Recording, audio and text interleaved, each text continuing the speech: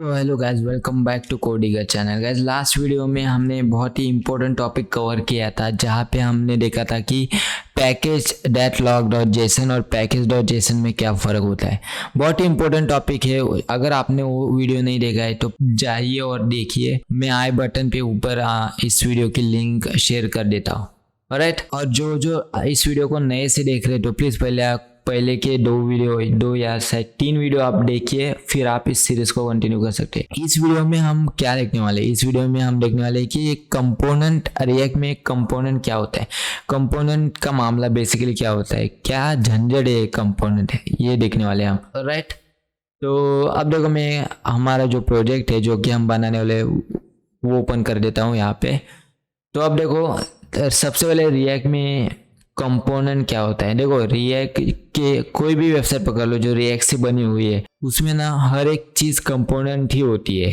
जैसे कि ये नैव बार एक कंपोनेंट है, उस नैव बार के अंदर ये बटन एक कंपोनेंट है। अगर मैं बटन के पर क्लिक करता हूँ तो ये जो साइड बार ओपन हुआ है एक कंपोनेंट है।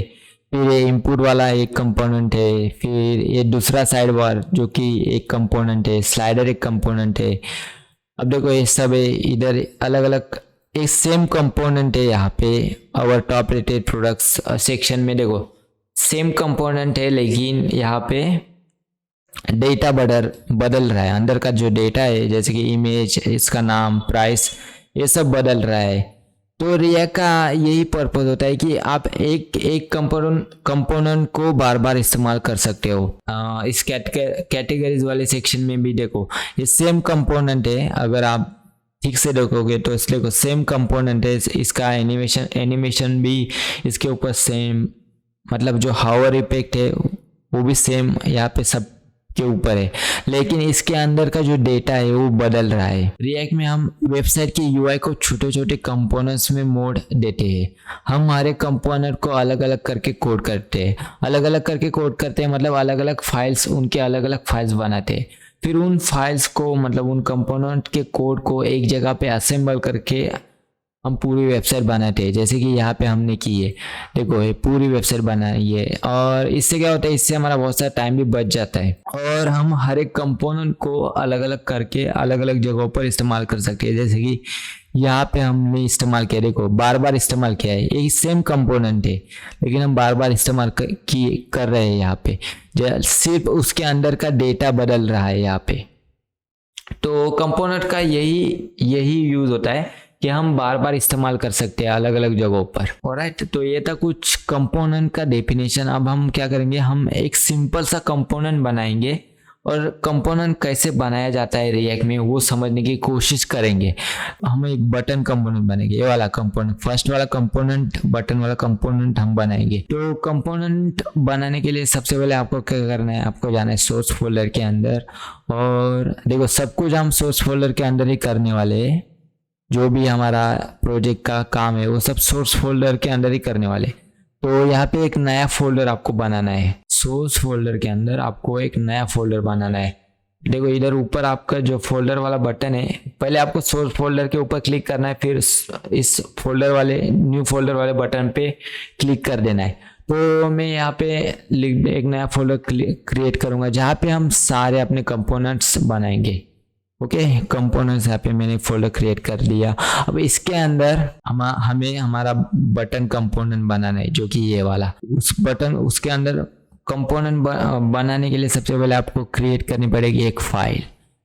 इस फाइल का नाम आप कुछ भी दे सकते हो, लेकिन ज़्यादा से ज़्यादा अच्छी रीडेबिलिटी के लिए आप इसका नाम कोई अच्छा ही रखो। जैसे कि मैं बटन कंपोनेंट बना रहा हूँ तो बटन इसका नाम रख देता हूँ। और अब देखो, डॉट लगाना है और इसके बाद जो एक्सटेंशन होता है वो आप JS भी लिख सकते हो, जो कि जावास्क्रिप्ट का एक्सटेंशन होता है, और JSX भी लिख सकते हो, जो कि रिएक्ट की फाइल का एक्सटेंशन होता है। तो इंटर दबाते हैं और यहाँ पे जो बटन कंपोनेंट है उसका फर्स्ट स्टेप हमने यहाँ पे सक्सेसफुली बना लिया। अब हमें क्या करना है, देखो बटन कंपोनेंट बनाना मतलब क्या है, सिंपल, आपको सिंपल एक फंक्शन बनाना है। तो फंक्शन बनाने के लिए आप टाइप करते हो फंक्शन बटन, उसका नाम। और राइट, यहाँ पे जो हमारा कंपोनेंट है वो बन के रेडी हो चुका है। कंपोनेंट का मतलब ही होता है फंक्शन।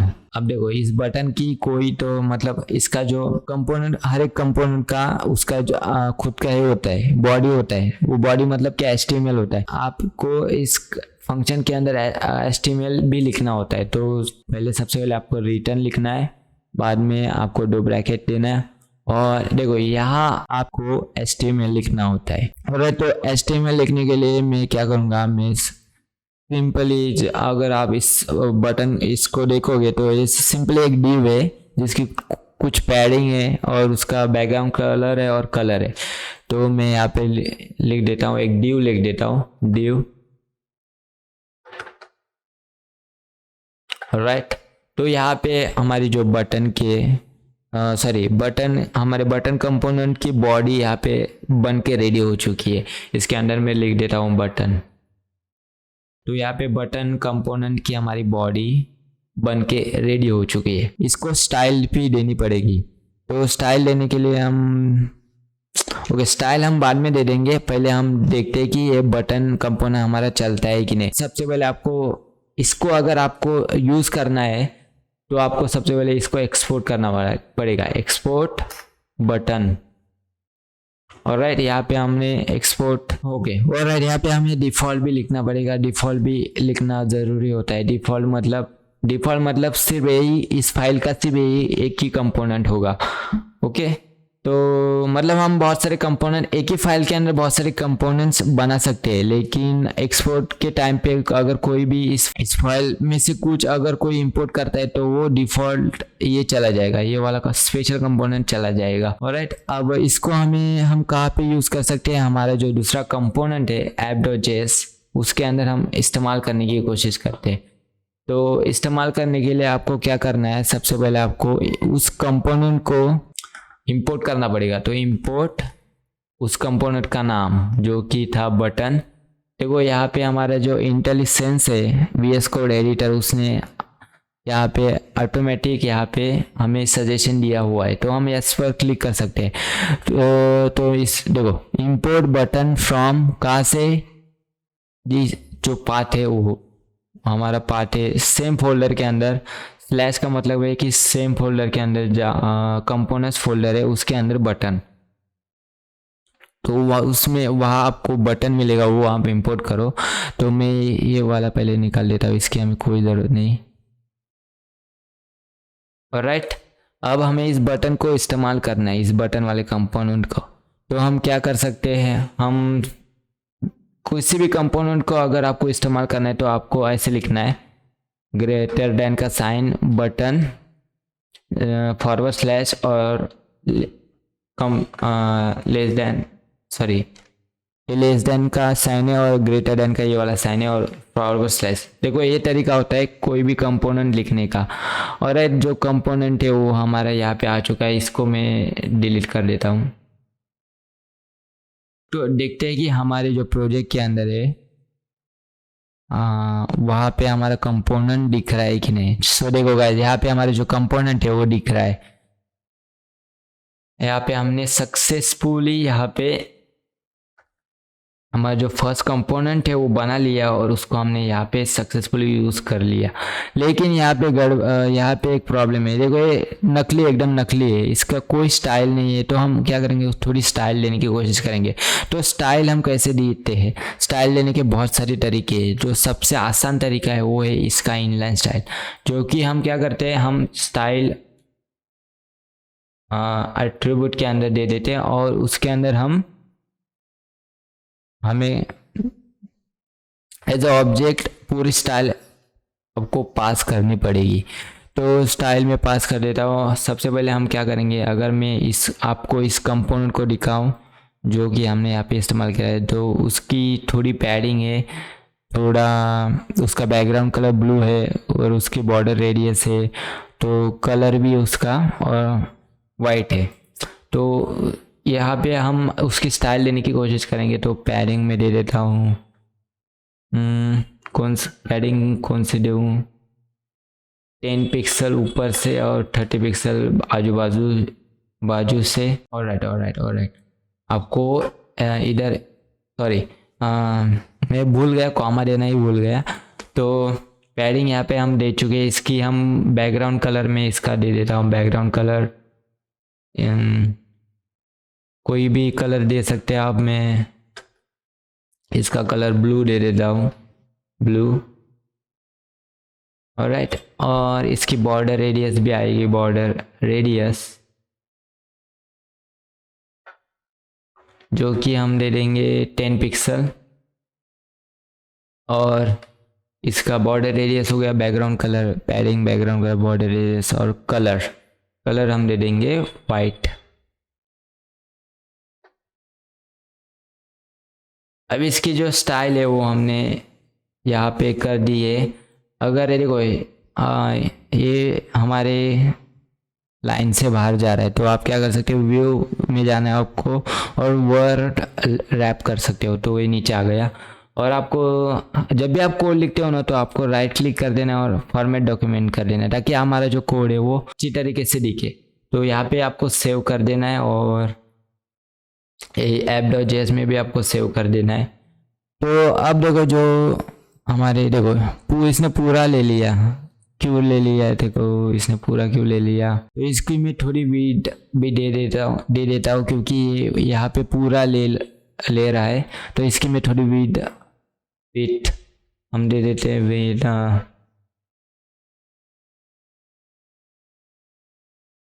100 पिक्सल।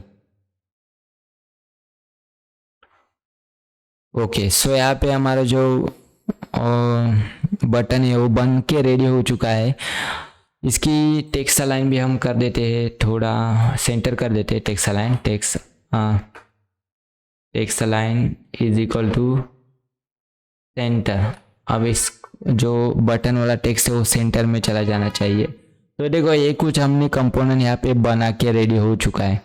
ऑलराइट गाइस, यहाँ पे हमने देखो CSS रिएक्ट में बहुत सारे तरीके होते हैं किसी कंपोनेंट को स्टाइल करने के।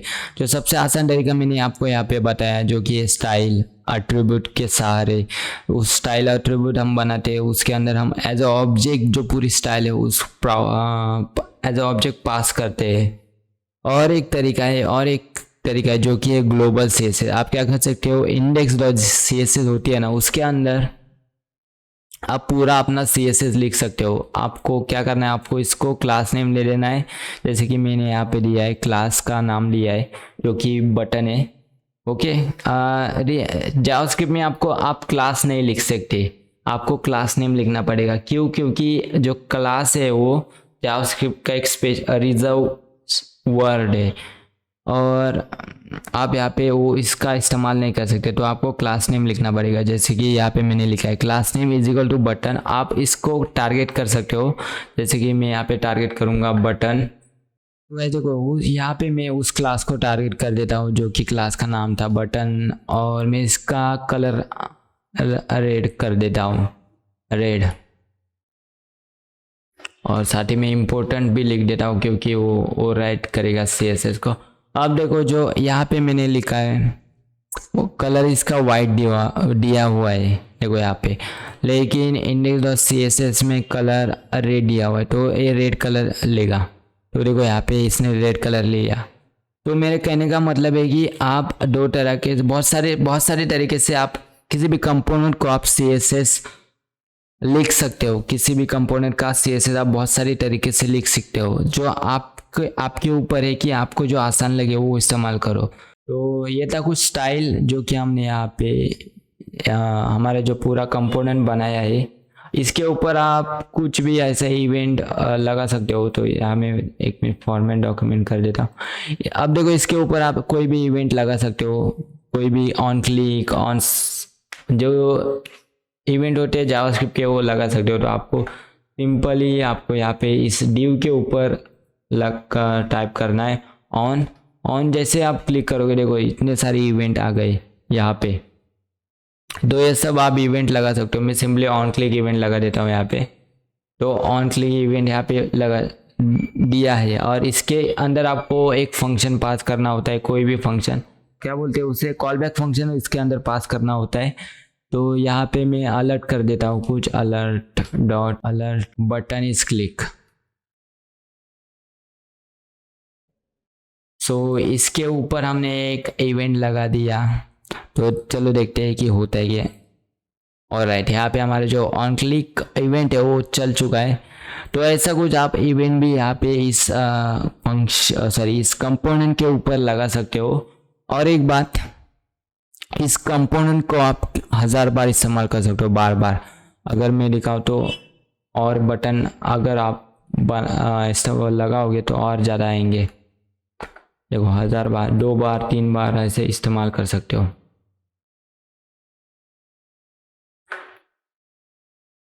अब देखो इसने एरर दे रहा है यहाँ पे, रेड लाइन शो क्यों कर रहा है? क्योंकि रिएक्ट में अगर आपको एक से ज़्यादा कंपोनेंट को इस्तेमाल करना है तो आपको उनको एक डिव के अंदर लेना पड़ेगा। तो आप इन सब को हम एक डिव के अंदर ले लेते हैं। डिव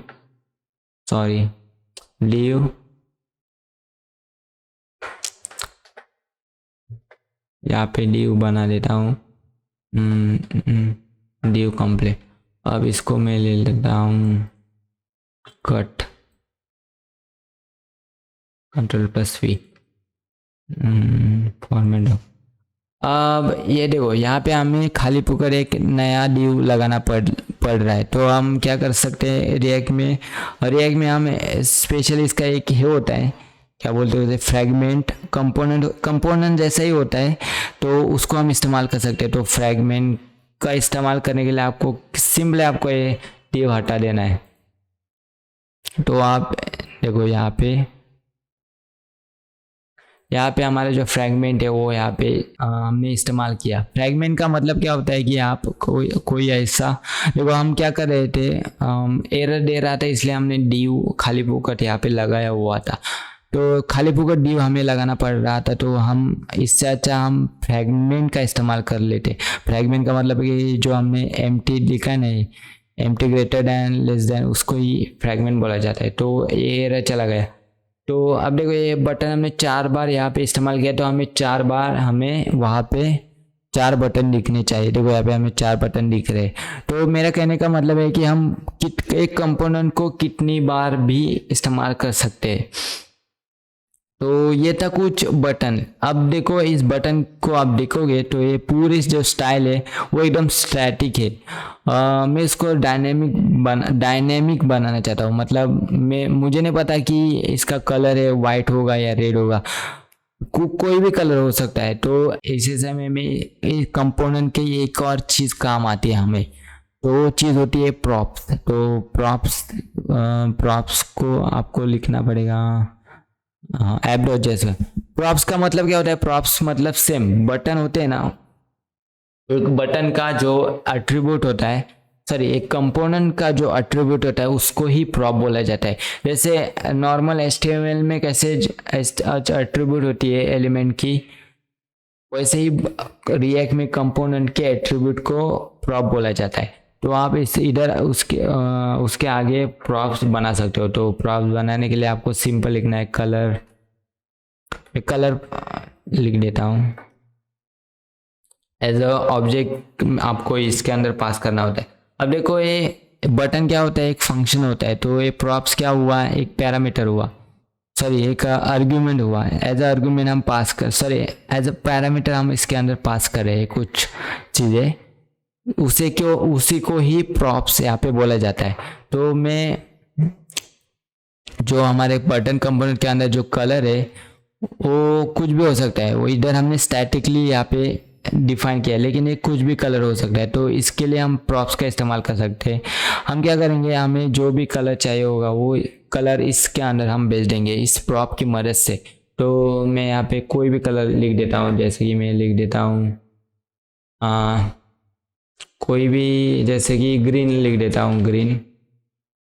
और जो अब देखो इस प्रॉप हमने इस प्रॉप को इस बटन कंपोनेंट के अंदर, मतलब इस ग्रीन कलर को इस बटन कंपोनेंट के अंदर कलर प्रॉप की मदद से भेजा है।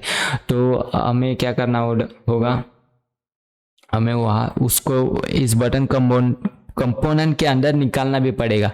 तो निकालने के लिए आपको सिंपली यहाँ पे लिखना है ऑब्जेक्ट और उस प्रॉप का नाम कलर, जो कि हमने लिखा था कलर।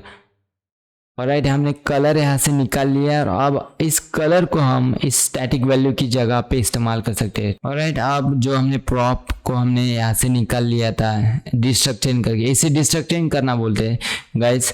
जब भी हम किसी कंपोनेंट के अंदर कोई भी एज अ प्रॉप कोई वैल्यू उसके अंदर भेजते हैं तो वो सीधा यहाँ पे आकर रुक जाती है। यहाँ पे एक एम्प्टी ऑब्जेक्ट होता है, उसके अंदर वो सीधा चली जाते हैं। तो आप क्या कर सकते हो, आप डिस्ट्रक्चरिंग करके उस वैल्यू को बाहर निकाल सकते हो। तो मैंने यहाँ पे भी निकाल लिया।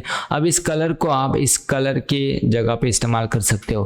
तो यहाँ पे कलर में इस्तेमाल कर दिया तो देखो यहाँ पे इसने अपना ग्रीन कलर दे दिया, तो बटन इसलिए आ रहे हैं, तो सब कुछ एकदम ओके। तो ये था कुछ प्रॉप, और मैंने यहाँ से जो एक्स्ट्रा थे वो भी यहाँ पे से निकाल दिए। तो उनको भी मैं थोड़ी कुछ ऐड कर देता हूँ, 2-3। ऑलराइट, अब देखो यहाँ पे हमने ग्रीन भेजा था, या इस कंपोनेंट के अंदर आप कुछ और भेज सकते हो। येलो, इस कंपोनेंट के अंदर मैं ये रेड भेज सकता हूँ।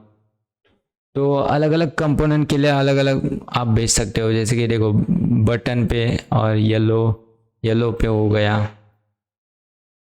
येलो, इसने दिखा नहीं, मतलब ये येलो ही है ये, लेकिन हमें दिख नहीं रहा है।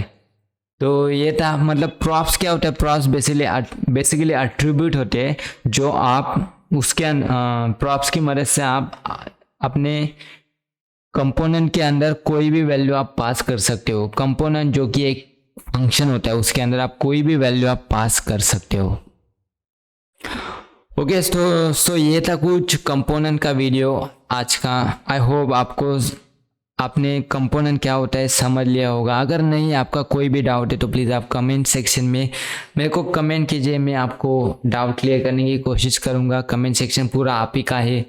तो ये था आज का वीडियो कुछ, जहाँ पे हमने कंपोनेंट के बारे में इंफॉर्मेशन ली, बहुत ही एकदम बेसिक सी इंफॉर्मेशन ली। देखो हम जैसे जैसे आगे बढ़ेंगे ना, आपके कंसेप्ट क्लियर होते जाएंगे। आप जैसे खुद कंपोनेंट बनाओगे ना, जैसे जो कि हम बनाने वाले हैं। देखो बहुत सारे कंपोनेंट्स हम बनाने वाले हैं, जैसे कि इस प्रोजेक्ट के अंदर बहुत सारे कंपोनेंट्स है जो कि हम बनाने वाले हैं। तो आपको टेंशन लेने की ज़रूरत नहीं। तो प्लीज़ अगर ये वीडियो अच्छा लगे तो प्लीज़ लाइक कीजिए, शेयर कीजिए, सब्सक्राइब कीजिए, और प्लीज़ इस सीरीज़ को आप बुकमार्क कर दीजिएगा। और मेरे चैनल को जो कि है कोड डिगर, उसको आप सब्सक्राइब कर दीजिएगा।